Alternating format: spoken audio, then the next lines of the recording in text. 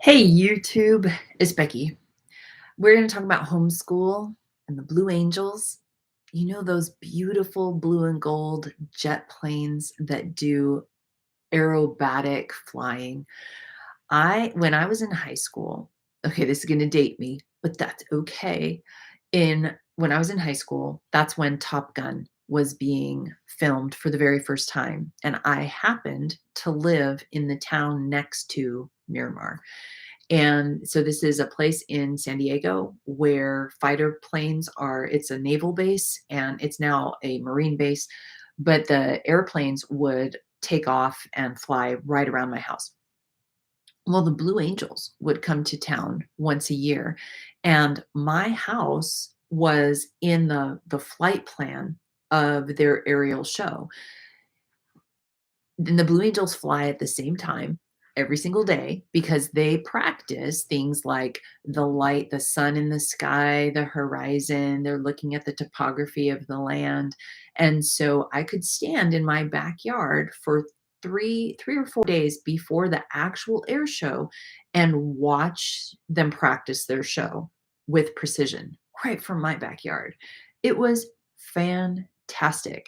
I actually worked at a bakery at the time. If you're in San Diego, you want to find Edelweiss Bakery. They're now in Rancho Bernardo. Oh, so good.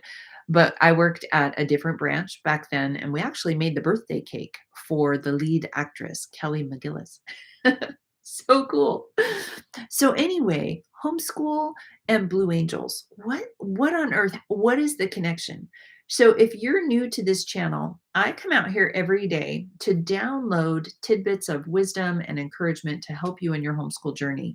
You can find resources in the description. I would highly recommend the free masterclass, The 3 Stages of Homeschool, which will help you understand exactly where your kids are in the educational process. But these fast, amazing jets, oh, so cool. I was thinking about this because just this past week, my husband found a documentary type thing on the Blue Angels, and we watched it together with one of our sons.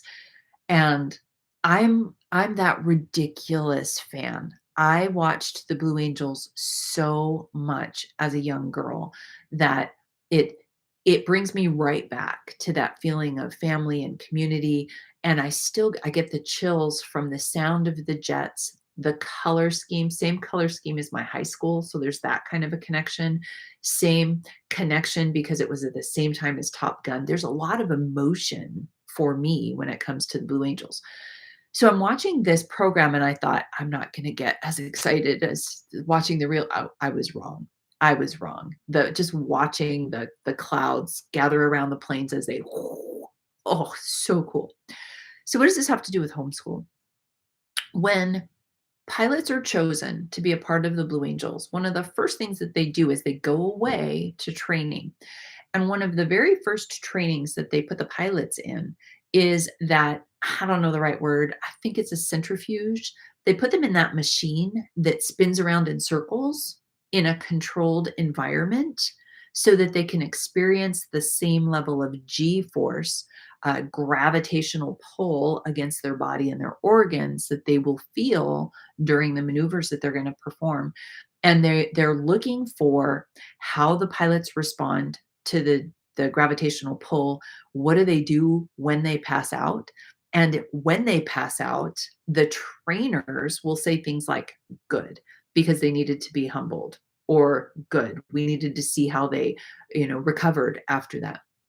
And it's so important that the pilots know this because as they're doing their aerial maneuvers throughout their shows, they need to know what to expect. And they need to know that if something goes wrong, like if they pass out, that they have the muscle memory to know how to recover.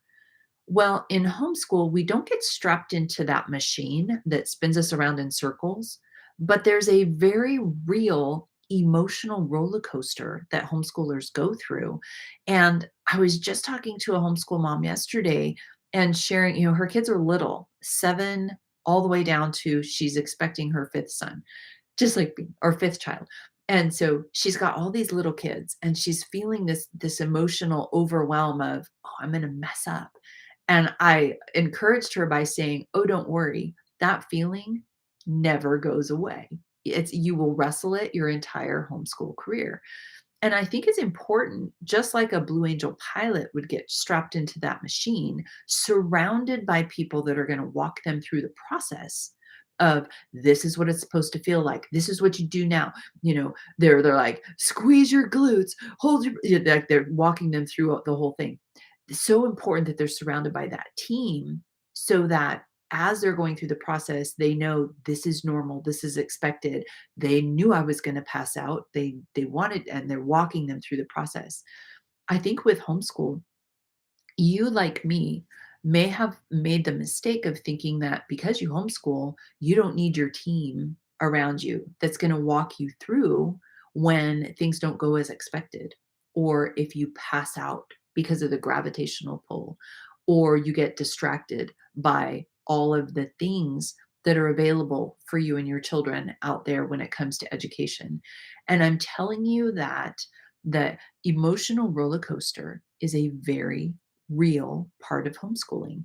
Because even if you choose the best road for you and your family, and it's going to look different for everybody. Some people are going to do very rigorous curriculum. Not me. That's not what we chose to do. Some people would choose to do very rigorous curriculum. Some people are going to choose to be on the opposite side and letting their children run feral. That too was not us. But regardless of what you decide, there's a very real ebb and flow of emotions. You're going to go from super confident that you're doing exactly what you're supposed to do, and it's by design and it's God ordained. And then you're going to hit the valley. My youngest son was just telling me one of his friends encouraged him over the college semester that you have to understand that if you're on a very high mountaintop, there is a corresponding valley that you're going to go through. For every high, there is an equal low. And homeschooling is no different. And I want you to be prepared for it. Inside our coaching program, the Homeschooling Olympians, I have to point back to that, to the homeschooling parents very often because you're sailing along, everything's great, just like with the Blue Angels, everything looks great, but then something goes wrong, right? It would be catastrophic flying wingtip to wingtip. They can fly as close as 18 inches together. Oh, it's fantastic. I love it. But they don't start there. They start many feet apart and then slowly over time they close the gap. Well, homeschooling is like that too. You start with these ideals of where you're heading, and as you go down the road, you tighten up your goals and how you do things together. But sometimes things don't go well. And sometimes you will doubt yourself. And that's where you need your community. You need homeschoolers that are on a similar path than you, right? So if you're in our little corner of the internet, we minister to homeschoolers that um, are believers in Christ, that want to raise their family in the way they should go, that are focused on building lifelong relationships with their children, that they're more focused on how their children learn versus focusing on what they learn. They're more interested in teaching their children, how do you get help when you get stuck? Than let me correct that and see if you got a 97%. Like that's not what we focused on. So if any of that is similar to what you are looking for in your homeschooling or in your teaching, then this is a good place for you. Do you have to be a believer? No, but you will have a solid core belief in something that binds you and holds you together as a family, a glue where family culture is super important to you. That's what we're all about here, building stronger connections with your kids, igniting a love for learning, and focusing on the process of learning rather than filling in the bubbles, right? Does that make sense? So understand that the emotional roller coaster is a very real thing. And if you happen to not have a supportive community about you, what will happen is that you will hit a bump or you'll pass out. And then you'll start to look around. You'll think it's the curriculum that is the problem. So you'll be looking for a better math curriculum or a better language arts curriculum or a better unschooling curriculum, right? You'll be looking for another thing rather than looking inward at, well, what are your master homeschool goals? Do you have a routine? Is anything like you won't be looking at it through the right lens. So I'm going to encourage you to find your community. Make sure that you have a mentor or two that has grayer hair than you, even if they color it. I don't. If it has grayer hair than you and is a little bit further down the homeschool road than you are today.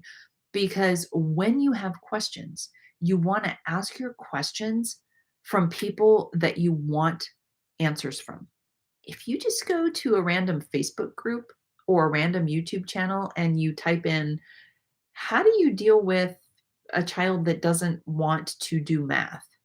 And you do that in a group with 1,000 people, you might end up with 1,700 different answers, and they're going to be all over the place.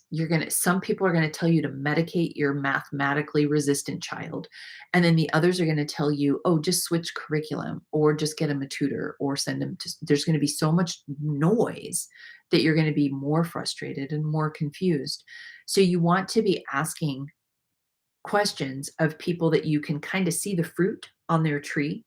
Are their kids further ahead? Do they have the kind of connection that you want to have with your children?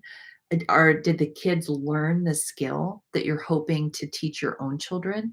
And then those are the people you want to ask questions from as far as your mentors. In your community, you want to be surrounded with people that are heading in the same direction. So if you're an unschooler that has feral type children, you want to be surrounded by people that hold that same kind of mentality and core value so that you can kind of learn from each other. But I'm going to encourage you to stretch yourself and find mentors that are further down the road so that you can have somebody that you can ask questions from. It You don't want to ask a toddler question to another mom that has toddlers only. You want to be able to ask a toddler question to somebody that has preschoolers and you love the way their preschoolers are. That's who you want to ask help from. You don't want to ask marriage advice from somebody that's divorced 47 times, right? The same way that you wouldn't want to get medical advice from your trash collector. And you need your trash collector. They do an amazing job. Thank them, bake them something at Christmas time or give them an Amazon gift card. But you don't get medical advice from them. So make sure that you're getting help from the right people. Your emotions, you can't control feeling them, because the way that your brain is hardwired by God is that you experience the emotion on the way to the logic part of your brain where you're going to make your decisions. The emotions are first for every single person on the planet. It's by design because it's what keeps us alive, right? You have to experience the emotion first, just in case, just in case it's a fight or flight type situation. And then you get to go to the logic part of the brain. So understand the emotions. We all feel it, that there are ways to navigate through that season, but it doesn't go away, right? You're gonna wrestle with, because you're choosing to swim upstream in a current that is rushing in the opposite direction. And it's okay. It's worth it. It's worth every single drop of water going in the opposite direction. I can say that from experience. So know that just like a blue angel fighter pilot, you may feel the gravitational pull pushing against you, and that you may at times have a hard time breathing or even pass out. But that if you have a team of people around you, it doesn't have to be a big team, but if you have a team of people around you to support you, you're going to be just fine. Okay. Make sure you check out the resources in the descriptions, and I'll see you tomorrow.